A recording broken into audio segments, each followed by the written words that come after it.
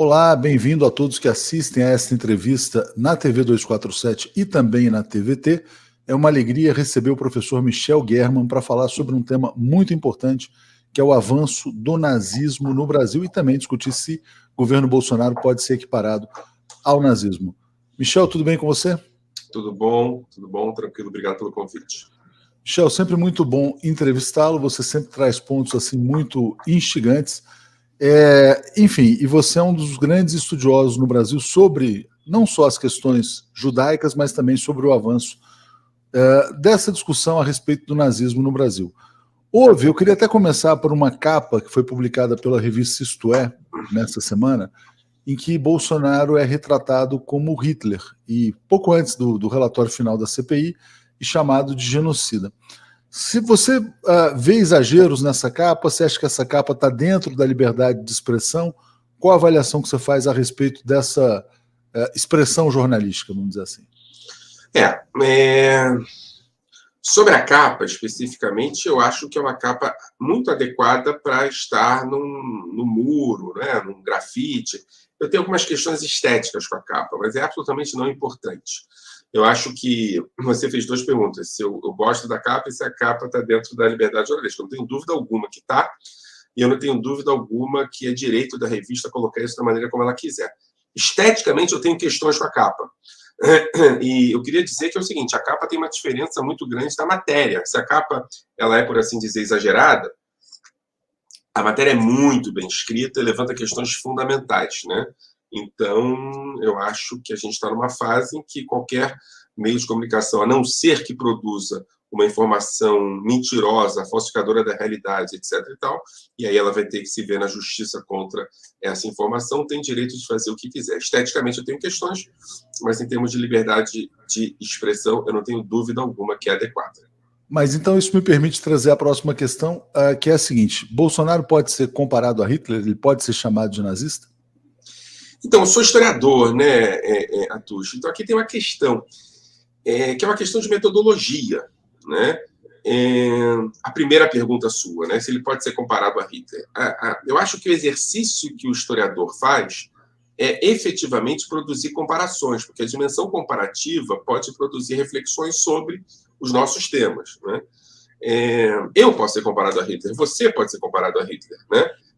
A gente compara coisas que são diferentes. Mas por que se compara tanto o Bolsonaro a Hitler? Por que não se compara a Tuxa a Hitler? Por que não se compara, em termos sérios, né? Por que não se compara o Lula a Hitler? Por que não se compara, sei lá, o Bill Clinton a Hitler e Trump a Hitler? Porque tem referências em Bill Clinton e em Lula que são referências do campo da democracia, né? Enquanto que em Trump e em Bolsonaro tem referências que são referências do campo do autoritarismo, do militarismo, das dimensões de superioridade racial, moral, etc. e tal qual a extrema-direita tem, tal qual Hitler tem. Então faz sentido comparar, em termos metodológicos, coisas que são não iguais, né, mas que têm semelhanças. E essas semelhanças nos fazem pensar e refletir sobre a política de Hitler e sobre a política de Bolsonaro, não é? Então, a tua pergunta não é só se é adequado, é se é eficiente comparar Bolsonaro a Hitler. E eu acho que sim, é eficiente. É sim eficiente porque Hitler nos faz entender muito a política de Bolsonaro e Bolsonaro nos faz acionar referências presentes no governo Bolsonaro, típicas do governo de Hitler. Mas eu sempre costumo dizer que são referências de 33, 34 e 35, né? Antes da promulgação das leis de Nuremberg, por exemplo. A partir daí, Hitler vai para outro lugar, que, na minha avaliação, é o lugar que Bolsonaro quer chegar. Então, eu acho que, metodologicamente, é fundamental comparar Hitler com Bolsonaro e é eficiente fazer isso. A sua segunda pergunta foi se faz sentido isso, né, no sentido mais estrito da palavra, né, se tem referências em Bolsonaro que a gente pode encontrar em Hitler. E eu acho que a gente não precisa nem dizer isso, o Atush. Eu acho que a gente não precisa nem se preocupar com isso. Porque quem diz isso é Bolsonaro. É Bolsonaro que aciona as referências hitleristas. É Bolsonaro que aciona as referências simbólicas do nazismo. É Bolsonaro que utiliza para o seu governo coisas que Hitler utilizava. Então, eu acho que isso tem que estar superado. não é? Essa coisa, mas será que dá para dizer que... Não sou eu que estou dizendo. Quem usa o trabalho liberta é Bolsonaro. Quem inventa que tem um avô nazista é Bolsonaro. Quem fala um povo, uma pátria é Bolsonaro. Quem fala Brasil acima de tudo é Bolsonaro. Então a pergunta que a gente tem que fazer é o seguinte: como um cara desse, que utilizou políticas, referências ideológicas e estéticas do nazismo, foi eleito presidente da República? E não perguntar se dá para comparar ou não, né? A gente já tem que dizer que quem compara é Bolsonaro e não eu. Perfeito. Inclusive, vou compartilhar aqui um tweet seu que acho que compartilha, que na verdade confirma isso que você acaba de dizer. Que é isso aqui, olha. Eu vou trazer um tweet recente. Uma coisa que tem que ficar clara: não é a imprensa ou historiadores que comparam Bolsonaro a Hitler e ao nazismo. É ele. Foi ele que defendeu e elogiou a Hitler no Enem. Foi ele que citou o trecho negacionista. Foi ele que inventou a avó nazista e recebeu apoio de neonazistas, basicamente confirmando a sua fala agora. Mas, Michel, e aí eu queria te perguntar o seguinte: como é possível compreender o uso dessas referências a Hitler num governo que também cultua frequentemente a bandeira de Israel, a parceria Brasil-Israel? Esse é um tema que eu já tive a oportunidade de te entrevistar, mas já que a gente está falando desse tema, eu queria te perguntar se não há uma contradição nesse caso. Não, não há. Eu acho que é muito importante a gente entender o seguinte: Bolsonaro está na mesma linha de prática política que Trump, que Orbán, que o presidente da Polônia recém-eleito, que um candidato da extrema-direita na Áustria que quase foi eleito, que o partido da AfP da Alemanha, que estão tentando aproximar os judeus. Todos esses grupos políticos têm uma característica muito interessante. Eles se aproximam do judeu imaginário, se aproximam do Israel imaginário, usam a Israel imaginária como a bandeira deles e tentam, isso é ideológico, e tentam aproximar os judeus deles para justificar a ideia de que comparar eles com o nazismo é absurdo, né? Então aqui tem duas questões. A primeira questão é a questão ideológica. Eles realmente produzem uma Israel para chamar de sua, produzem um judeu para chamar de seu. E a segunda questão é pragmática. Se o judeu está próximo de mim, eu não posso ser acusado de nazismo. Isso funciona muito bem, porque na narrativa hegemônica as pessoas acham que o nazismo é só antissemita, né? Então, se o judeu está ao lado... E o que aconteceu no Brasil foi muito interessante, Atush, que ao contrário do que aconteceu nos Estados Unidos, na França, né, com Le Pen na Hungria e na Áustria, no Brasil, o flerte que Bolsonaro, o bolsonarismo, a extrema-direita fez com os judeus deu certo, né? E veja bem, pensando sociologicamente, se nos Estados Unidos somente 20% votaram em Trump, dos judeus, se na França um número muito pequeno de judeus aceitou conversar com Le Pen, né? Se na Áustria a comunidade judaica mobilizou uma sobrevivente do Holocausto para falar sobre nazismo na véspera das eleições e fez o candidato perder as eleições, por que no Brasil os judeus não só não institucionalmente falaram, né, as representações institucionais oficiais falaram contra Bolsonaro, como efetivamente ocorreu um discurso muito importante na história do bolsonarismo, na Hebraica do Rio de Janeiro, né? Então, o que eu quero dizer para você é o seguinte, respondendo a sua pergunta imediatamente, né? A Israel e o judeu do Bolsonaro são imaginários. O único lugar do mundo em que essa branquitude, esse fascismo, esse nazismo convenceu setores importantes da comunidade judaica de que eles não eram antissemitas, que eles gostavam de Israel, foi o Brasil. Eu acho, Atush, que não é contraditório, que eles usam Israel para limpar a imagem de nazista que eles têm.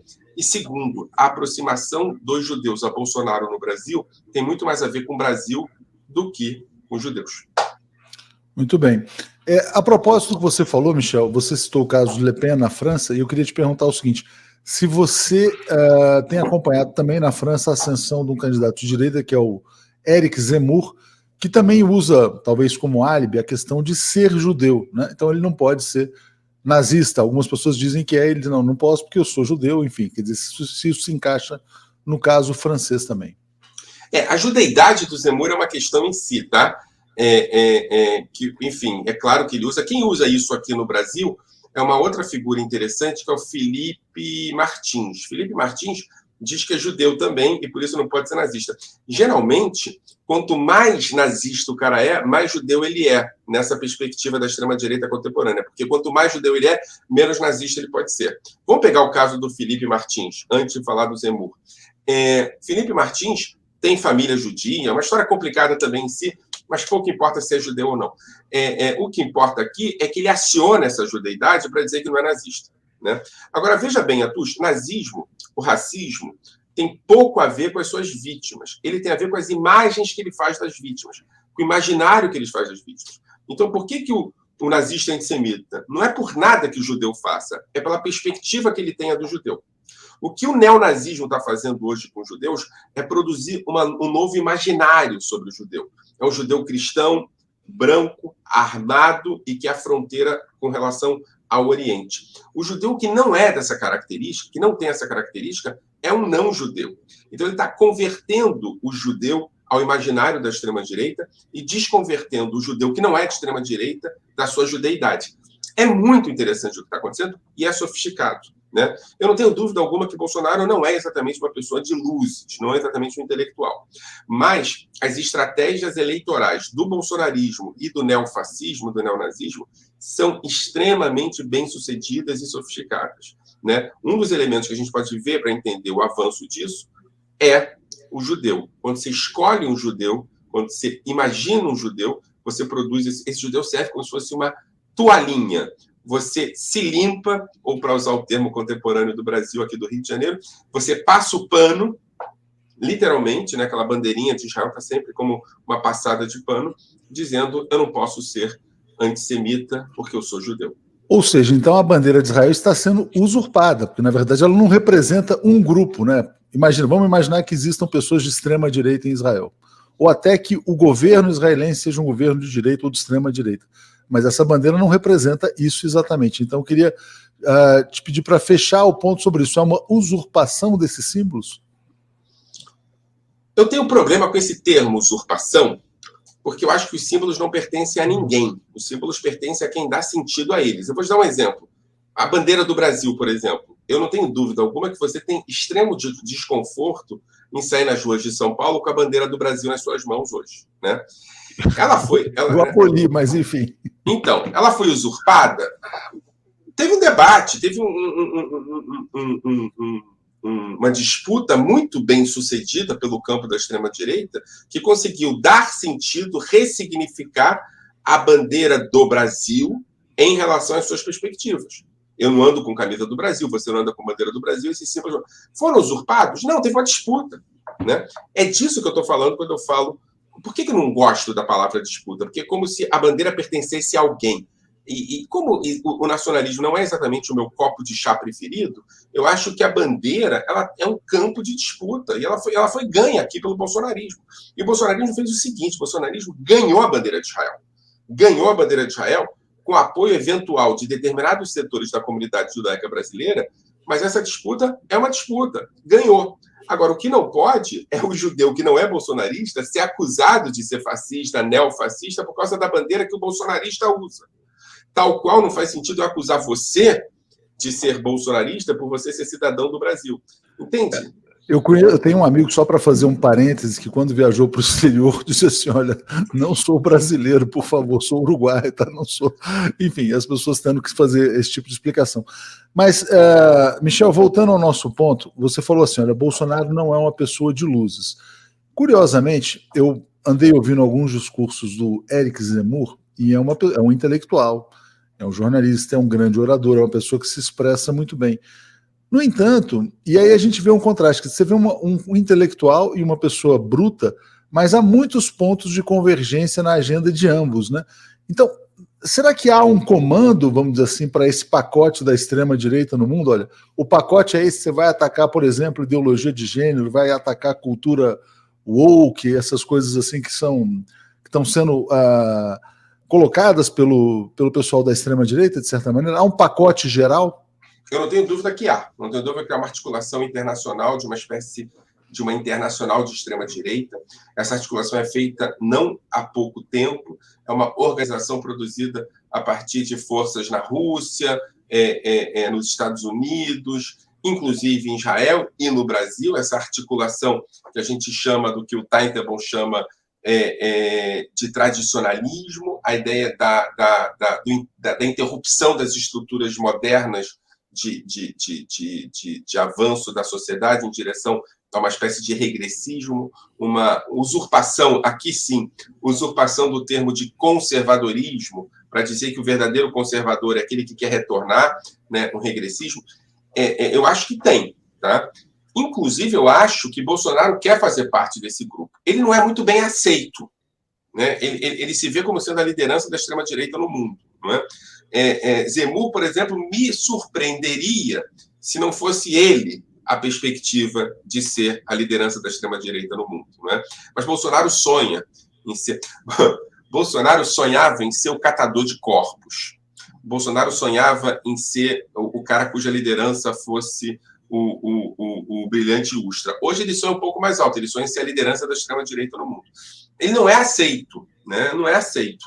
Le Pen falou, por exemplo, nós não somos como Bolsonaro. Trump tinha uma relação ambígua com Bolsonaro, o tempo todo aproximando e afastando.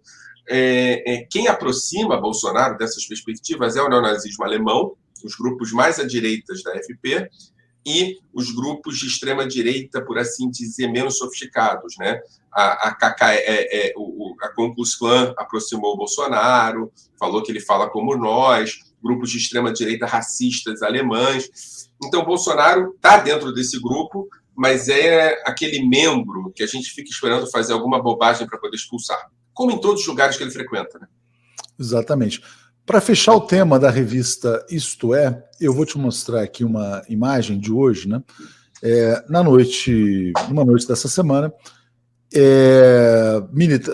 bolsonaristas, na verdade, fizeram uma capa falsa da Isto É, saíram pregando cartazes e meio que vandalizaram a sede da Editora 3, que publica a revista Isto É. A Editora 3 soltou uma nota dizendo que não se intimidará. Esse tipo de atitude, né? Porque, por exemplo, Bolsonaro é uma pessoa pública que está ali sujeita a crítica, etc. e tal. Quando eles vão para cima do jornalista, no caso aí o editor responsável, e marcam, né, é quase que uma incitação à violência também. Ele não conta com segurança, com coisas desse tipo. Esse tipo de ação confirma, vamos dizer assim, que o Bolsonaro libera uma força nazista, uma energia nazista no Brasil? Totalmente. Totalmente. E eu digo mais, quando a gente chama Bolsonaro de miliciano, a gente tem que tomar o cuidado para a gente não se referir somente ao que, por exemplo, no Rio de Janeiro se chama de milícia, né? Milicianismo, na perspectiva da extrema-direita, é a utilização de forças paramilitares para defender o líder também de críticas e de acusações, não é? Nesse sentido, a gente está falando de uma estrutura baseada na extrema-direita, mortalmente na extrema-direita alemã. Bolsonaro produz a ideia de que é a força, a violência e a intimidação que vai dar força para ele. A gente acabou de falar sobre antissemitismo, né, Atucha? Eu posso te dizer uma coisa. O relatório da Anti-Defamation League, há poucas semanas, determinou um crescimento no Brasil de antissemitismo que é inigualável em relação ao que havia no Brasil, coisa de 300%. Né? É claro que Bolsonaro não fala contra judeus, mas é claro que Bolsonaro tem uma estruturante, como diz a sociologia, antissemita. E o que acontece é que o escutar do que ele diz é interpretado de maneira muito específica. Não sei se você percebe, mas Bolsonaro tem uma prática, que é uma prática de tirar a responsabilidade sobre si. Eu não fiz nada, eu não mandei, etc. E tal. E é exatamente isso. Isso é o miliciano. O miliciano, diferente do miliciano daqui, do Rio de Janeiro, que tem orientações claras e objetivas, o miliciano da extrema-direita produz uma energia de fascismo, produz um ambiente de violência, produz a ideia de que o inimigo está claro para vocês, eu não vou dizer quem é e eu não vou dizer o que vocês têm que fazer com ele. Né? Então, a gente está falando aqui numa prática nazista de combate aos adversários políticos. Ou seja, na verdade, ele não é responsável, mas também, se algo acontecer, ele não tem nada a ver com isso. Quer dizer, ele estimula indiretamente ou até diretamente, talvez, né? A gente está falando de uma prática das milícias, não nessas milícias que a gente conhece aqui, das milícias típicas da extrema-direita. Vocês sabem o que fazer com aqueles que nos atacam. Olha, não tem nada a ver com isso, tá, Tuxi? Mas eu vou trazer uma comparação que aconteceu anteontem em Israel. Tem um time de futebol em Israel, que é um time de futebol com um setor extremamente racista da torcida, chama Beitar Yerushalayim. Por motivos profissionais, eu estou acompanhando esse time. E há 2 dias atrás, a torcida do Beitar Yerushalayim resolveu aplaudir a presença de jogadores árabes no time Beitar Yerushalayim, tá? E ela foi agredida pela própria torcida racista. A própria torcida racista quebrou a cara daquelas pessoas, dizendo que vocês não podem vaiar ou aplaudir árabes aqui, vocês só podem fazer o que a gente manda. Hoje, eu acompanhei a entrevista do advogado dessa torcida. O advogado dizia o seguinte: me apontem alguém que deu a orientação para que essas pessoas fossem agredidas. Você não tem orientação. Ninguém orientou nada. Porque essas orientações estão claras sem precisar ter ordens. Você entende o que eu quero dizer? Está claro. Essa extrema-direita. Eu vou te dar um outro exemplo histórico, e que não é casual, que é um exemplo histórico. Você vai encontrar nenhum documento que oriente a solução final. Não há, né? A extrema-direita consegue se relacionar com orientações muito específicas sem que elas sejam dadas. Elas são inferidas, por assim dizer. Eles leem, né? Eles leem os sinais que estão subentendidos nas mensagens ali. Isso. Michel, eu te pergunto o seguinte, quer dizer, como é que você viu o relatório da CPI da Covid e a responsabilização não só de Jair Bolsonaro, mas de seus familiares, de pessoas ligadas a, vamos dizer assim, essa prática que alguns chamam de neonazista, né? Os Weintraub, Weingarten, o próprio Felipe Martins também, Ernesto Araújo, tantas pessoas que cultuaram, vamos dizer assim, isso que se chama de Israel imaginária, e todos eles indiciados pelo relator da CPI. Primeiro, eu acho que a gente tem que entender o que aconteceu. A gente teve uma CPI que produziu acusações gravíssimas em relação ao presidente da República, a sua família, utilizando referências muito próximas das referências usadas em outros julgamentos históricos, né? O próprio relator da CPI utilizou em alguns momentos a gramática política utilizada, gramática de termos utilizada quando era a mesma utilizada com relação ao Holocausto, né? A ideia do nunca mais, a ideia das pessoas saberem não fizeram nada. Eu acho que o que aconteceu foi muito sério. Inclusive, eu acho uma pena setores da esquerda tentarem relativizar o relatório da CPI. O relatório da CPI foi um relatório importantíssimo. Nada parecido com isso aconteceu nesse continente nos últimos 50 anos, né? Em termos de documento, né? Eu comparo isso com o julgamento dos militares na Argentina e tenho dúvidas qual foi o relatório mais grave, né? Então, acho que isso é muito importante. Segundo, essas pessoas que você citou são pessoas que cultuam uma Israel branca, violenta, ultracapitalista, orientalista e cristã. Essa Israel, a Israel que esses caras cultuam, é a Israel dos sonhos dele, é Israel nazista. Então, nada mais claro. Mas o cara é de origem judaica, tem nome judeu, etc. e tal. O que eu quero dizer é o seguinte: o nome judeu não determina uma prática específica, porque não há essência. As pessoas se produzem, não são porque são de origem. Nem o antissemitismo persegue os judeus, ele persegue o judeu imaginário. Então, nada mais natural que essas pessoas que mexam essa bandeira para lá e para cá, e essa bandeira com esses 4 significados, branco, violento, ultracapitalista, cristão, sejam considerados genocidas, porque o sonho desses caras é o genocídio. Sempre foi. Interessante você falar sobre isso, porque outro dia eu ouvi numa dessas falas do Eric Zemmour, né, era uma polêmica que envolvia o Bernard-Henri Lévy, que é judeu, intelectual, e criticava o Zemmour e acusava o Zemmour de ser antissemita, né? Aí ele falou, e usava essa questão do judeu, né? O Zemmour falava o seguinte: olha, antes de ser judeu, eu sou francês. E ele colocava o caráter nacional antes dessa questão do judaísmo. E também defendia uma França da tradição greco-judaico-cristã, enfim, nessa linha. É muito parecido com o que é falado pelo Ernesto Araújo. Então existe de fato. É igual. É igual, é mais do que parecido, é igual. Agora, ainda sobre a questão da CPI, né, você falou, o genocídio é o que eles buscam.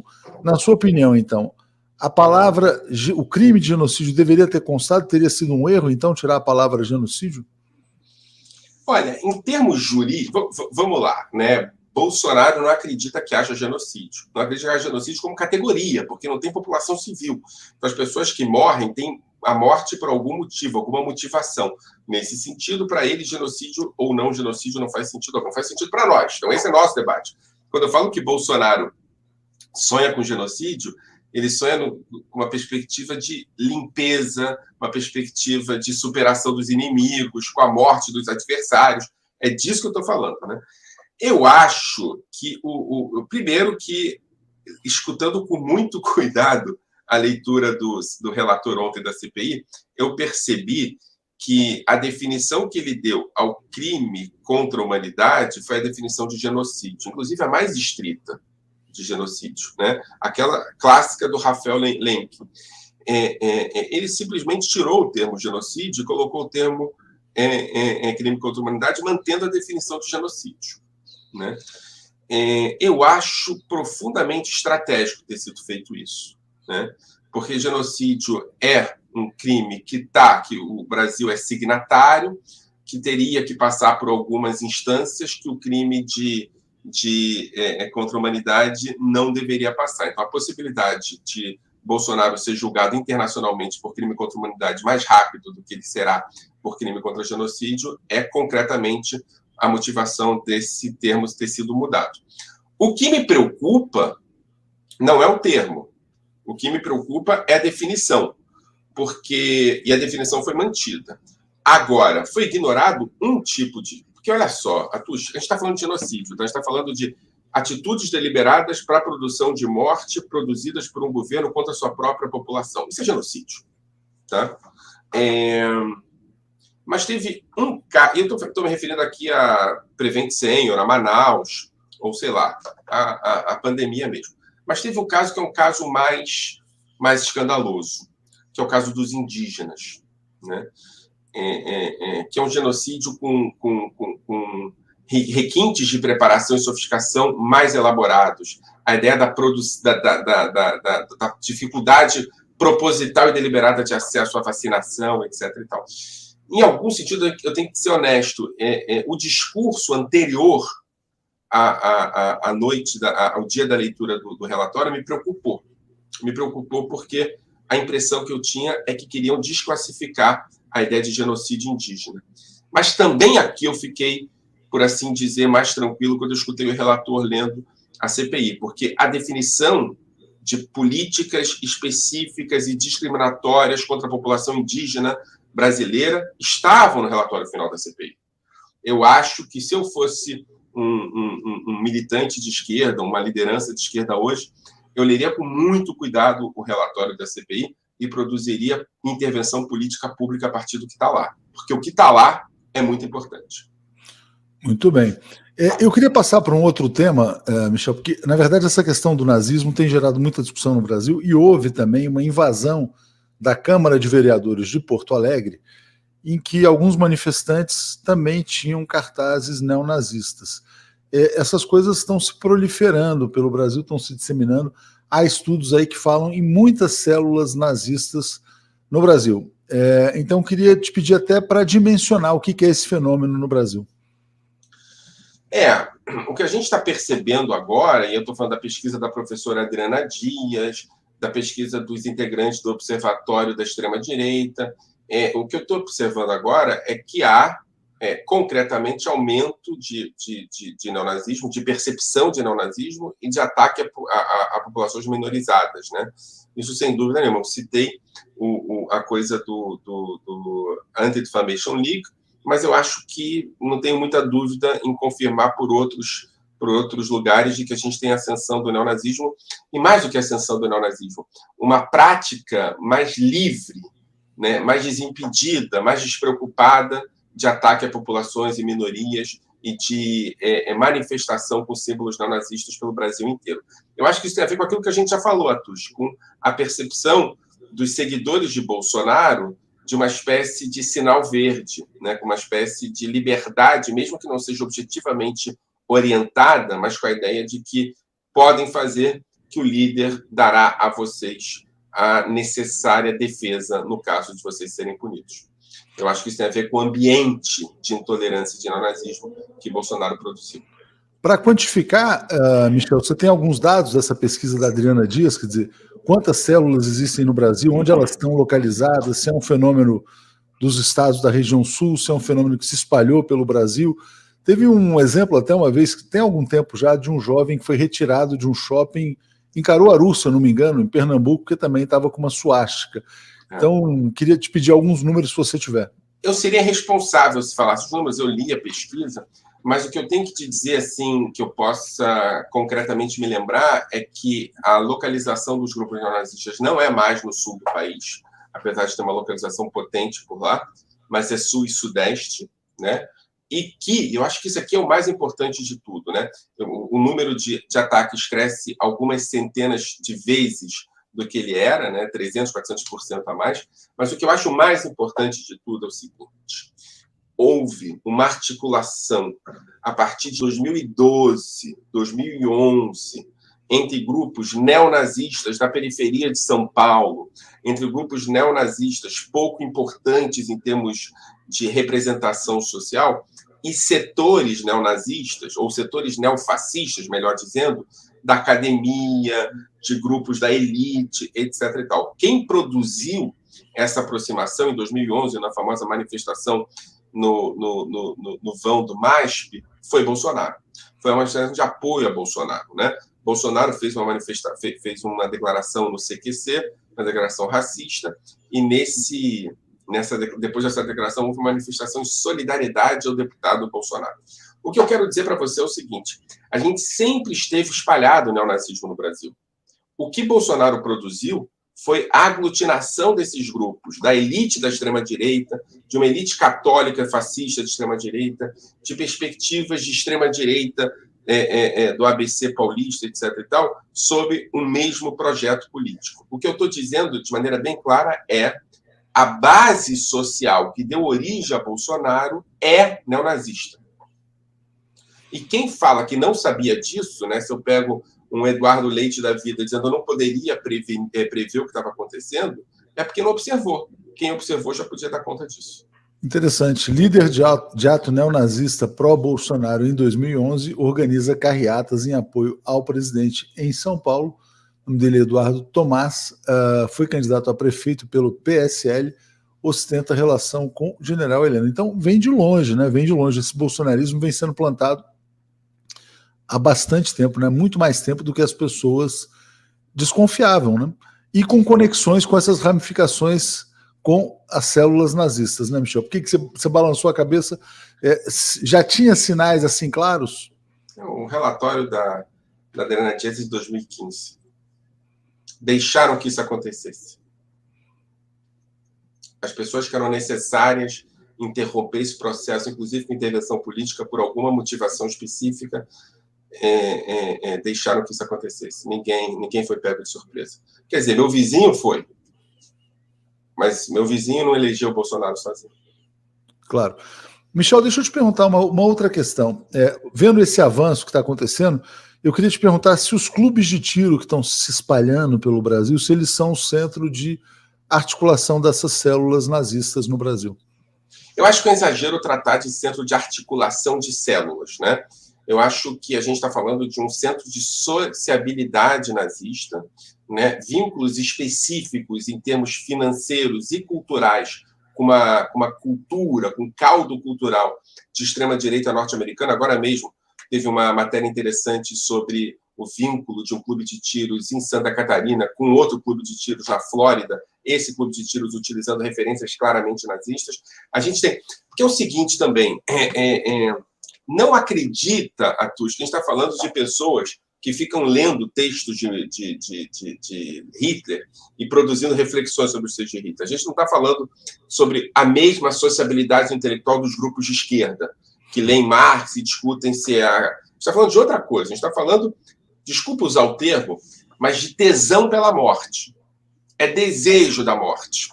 tá? A gente está falando de pessoas que se aproximam a partir de uma perspectiva cultural que passa pela ideia da moralidade, do desejo, né?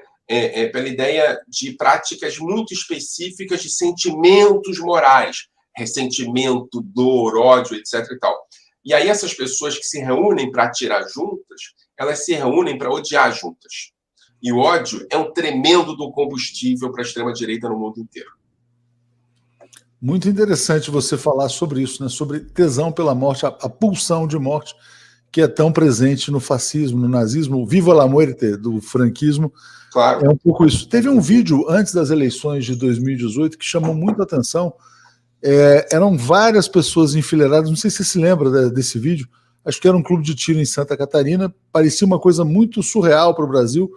Todos atiravam, era aquela saraivada de balas, e depois todos gritavam Bolsonaro. Você chegou a ver isso, essa imagem? Mas é isso mesmo, é isso mesmo. Cara, não dá para entender o nazismo sem entender a estética do nazismo. Às vezes é só a estética do nazismo, não é?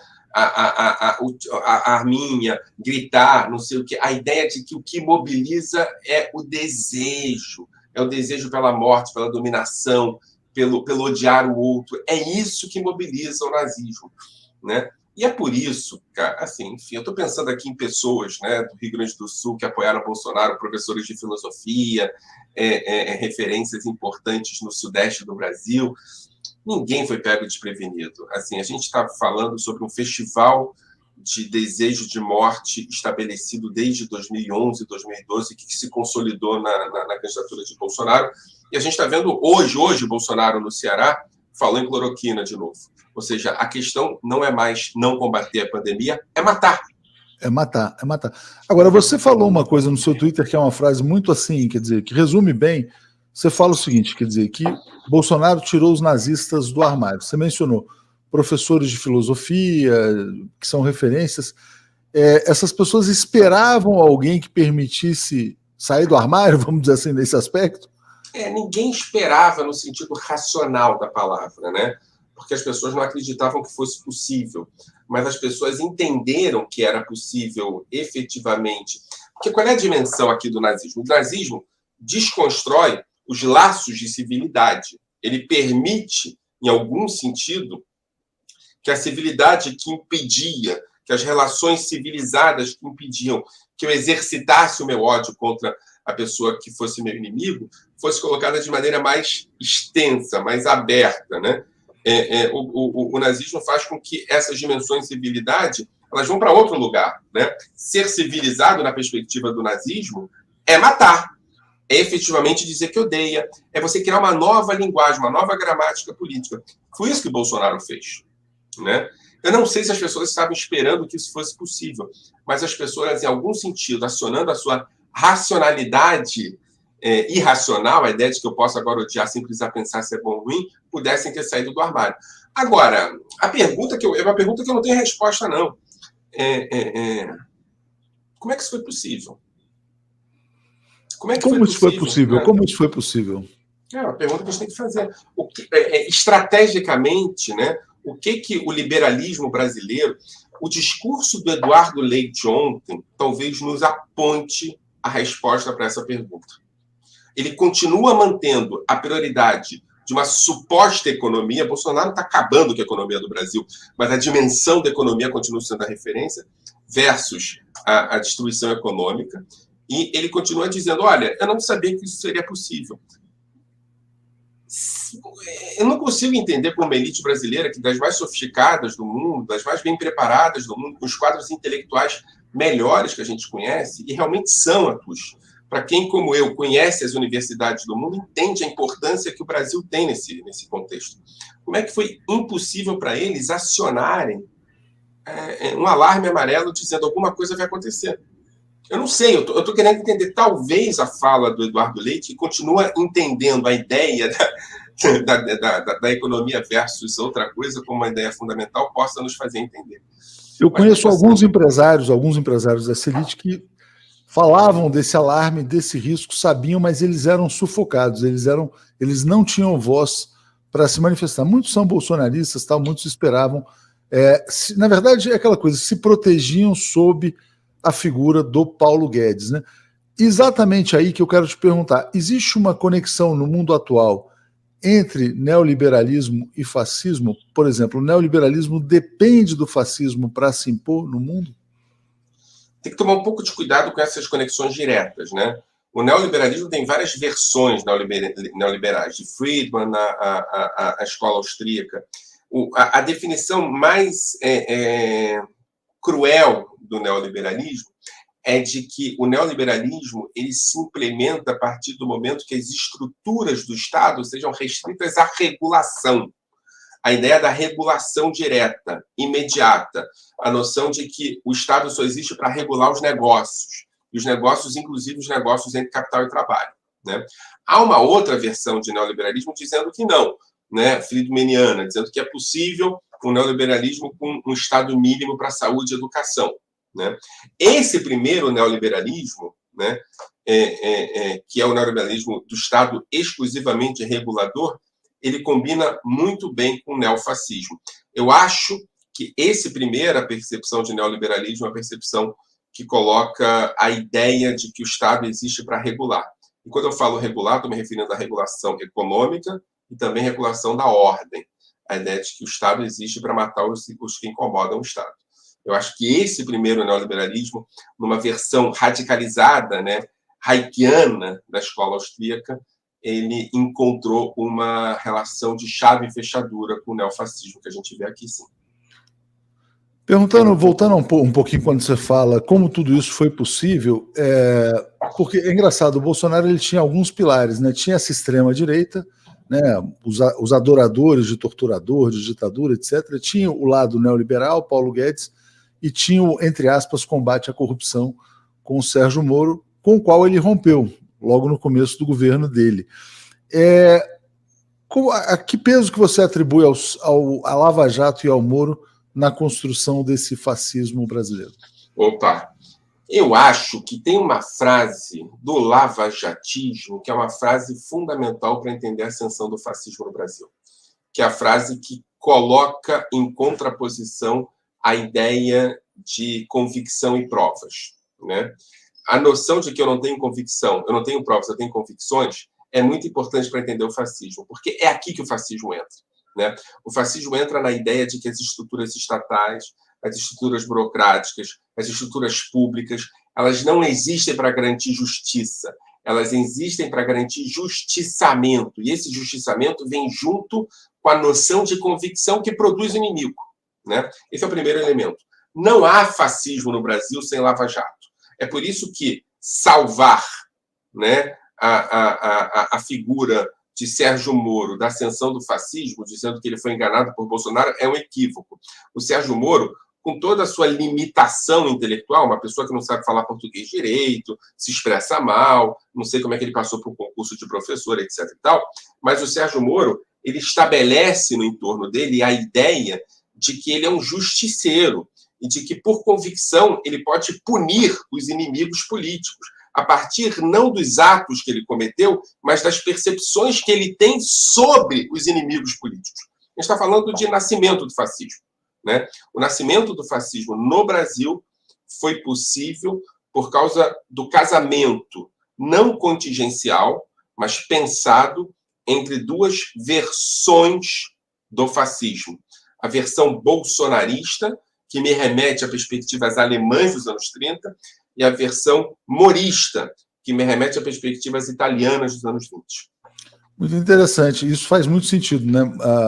Moro lembra Mussolini e Bolsonaro se conecta mais com a figura de Hitler. Aí houve um momento, que é o 7 de setembro, Michel, que parecia que o Bolsonaro iria fazer, então, o seu golpe de Estado, né? Ia tomar o poder efetivamente. Não conseguiu, mobilizou lá os seus Zé Trovões, e houve alguma coisa que aconteceu, Michel Temer entrou em cena. Desde então, Bolsonaro tem se mostrado mais manso. Não apenas manso, mas como preocupado também em contestar essas acusações de nazismo. Tanto que a Advocacia Geral da União questiona a revista Isso e pede um direito de resposta sobre aquela capa que a gente mencionou. Como é que você avalia o 7 de setembro desse ano e o que aconteceu depois? Olha, primeiro, Ele não deu golpe, Atush, mas eu acho que a gente não pode perder de vista que, para as hordas bolsonaristas, ele deu. Eu acho que é isso que a gente tem que começar a entender, que tem uma narrativa, uma narração sobre a história que é diferente lá e cá, né? Não só ele deu, como ele controlou os seus adversários, deixou de joelhos o Michel Temer, fez o outro fugir do Brasil. Enfim, tem uma narrativa aí que justifica a ideia de que vivemos um novo país, uma espécie de pós-reino Bolsonaro, depois do golpe, que efetivamente aconteceu, mas aconteceu não de maneira violenta, de maneira sofisticada. Eu acho que, apesar dessa maluquice, que eu acho que não deve ser descartada, de que o Bolsonaro dê um golpe e controla o país agora, né, que acontece nas hordas bolsonaristas, eu acho que há uma tentativa de articulação de uma centro-direita com o novo Bolsonaro, uma espécie de tentativa de importação do Bolsonaro para a sua terceira via, como se o Bolsonaro se transformasse numa própria terceira via, né? Eu acho que a direita liberal do Brasil é ignorante e pouco preparada o suficiente para apostar 2 vezes em Bolsonaro, mas a única coisa que eu digo para você é que eles vão perder, porque Bolsonaro não vai articular a sua manutenção nessa espécie de figurino de Bolsonaro light. Ele vai voltar a atacar as instituições, vai voltar a atacar as estruturas, principalmente depois desse relatório da CPI de ontem. Ele vai continuar a ameaçar. Eu não sei se você tem ideia da repercussão do relatório fora do Brasil. Ela está sendo muito grave, né?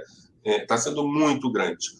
Eu acho que Bolsonaro não consegue resistir a esse tipo de confronto, esse tipo de provocação. Ele vai voltar a ser o que era, e a direita liberal vai ter que, de novo, ou subir no bonde do fascismo, ou efetivamente sair de perto de Bolsonaro.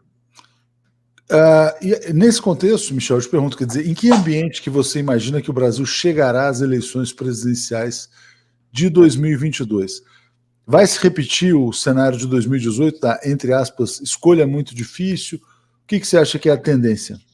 Olha, você sabe que perguntar isso para historiador é quase pedir para um jogador de vôlei fazer embaixadinha, né? O futuro, para mim, é um desafio com o qual eu não sei lidar muito bem. Eu tenho um feeling que não, mas é feeling. Eu tenho um feeling que a gente está caminhando agora para a decisão de 2018, antes do 2022, antes da eleição de 2018 terminar.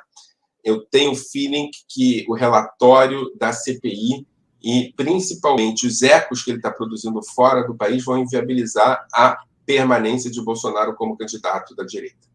Mas é feeling. Um feeling dessa repercussão internacional. E é importante você falar sobre isso, que eu queria, inclusive, te trazer um ponto, que é a relação dos Estados Unidos com o Brasil. Por quê? Porque muitas pessoas colocam, Michel, que o Bolsonaro não era o plano A, vamos dizer assim, dos Estados Unidos ou do imperialismo para o Brasil. Em 2018, o plano A seria uma candidatura do Geraldo Alckmin, e o plano B, o plano reserva o Bolsonaro, mas Alckmin não subiu, a direita liberal não tinha condição eleitoral e aí foram de Bolsonaro, mesmo tapando o nariz. Em 2022, essa situação muda um pouco, porque já não é mais o Trump presidente, agora é o Joe Biden, que tem, inclusive, recebe pressões do Partido Democrata, enfim, vários parlamentares ali se colocando contra o que está acontecendo no Brasil. No entanto, nós estamos nesse contexto de disputa geopolítica entre Estados Unidos e China. E algumas pessoas falam, olha, o Brasil é um país imprescindível nesse jogo para os Estados Unidos na competição com a China. Não sei se isso é objeto da sua preocupação, mas de que maneira que você vê essa nova bipolaridade mundial e se isso afeta o Brasil e em que medida?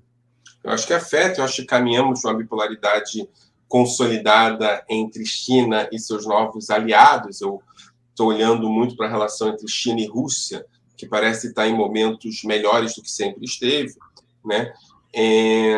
Mas eu acho que é muita simplificação a gente atuar a partir dessas interpretações de combate das duas potências e utilização e mediação do Brasil como um ou outro. Eu acho que as pressões internas, não só do Partido Democrata, tá? Tem setores do Partido Republicano que assinaram carta de afastamento, etc. e tal, que Biden está recebendo é muito grande. E eu acho que investir no momento atual da crise climática, num candidato como o Bolsonaro para 2022 é investir na derrota. Eu acho que nem China, nem Estados Unidos vão preferir Bolsonaro como candidato, e esse é um dos elementos que me faz imaginar que a gente está caminhando para a direção da solução da questão das eleições de 2022, né, pelo menos no que diz respeito a Bolsonaro, antes um pouco delas acontecerem. Tomara. E aí eu queria também te perguntar sobre a questão de Israel, porque, por exemplo, o governo Bolsonaro tinha uma relação muito próxima com o governo Netanyahu e parece que a relação esfriou com esse novo primeiro-ministro. Eu queria te perguntar sobre isso também. Houve mudança de embaixador aqui no Brasil também, o embaixador anterior tirava muitas fotos com o Bolsonaro, recebia em casa, era uma relação quase que de camaradagem, assim, de fazer churrasco no fim de semana, né? Então, não sei como é que você está avaliando hoje a relação Brasil-Israel. Eu diria que era o primeiro embaixador bolsonarista, né? Um embaixador bolsonarista no Brasil, como se fosse o embaixador da Israel imaginária no Brasil. Hoje mudou, né? A gente tem um embaixador que tem uma perspectiva pragmática, não ideológica. Não esperem que o embaixador faça declarações bombásticas em relação ao bolsonarismo e nazismo. Não vai fazer. É uma pessoa muito mais sofisticada em termos de avaliação das relações internacionais.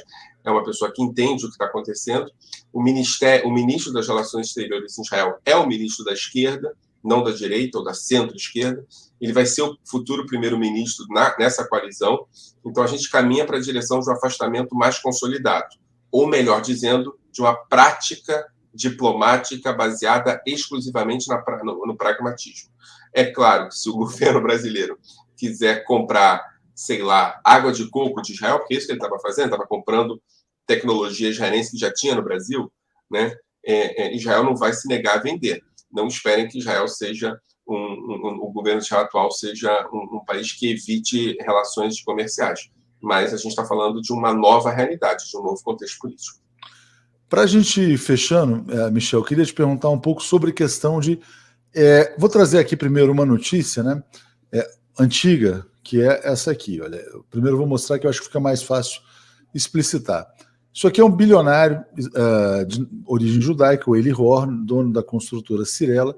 Isso aí foi um perfil feito no El País, o bilionário socialista, entre aspas, né, evidentemente, que apoia Bolsonaro. Recentemente, ele concedeu entrevistas criticando o Bolsonaro pela questão da vacinação. Isso aconteceu com outras pessoas também. Então, tá aqui, eu vou mostrar uma notícia que foi deste ano, né?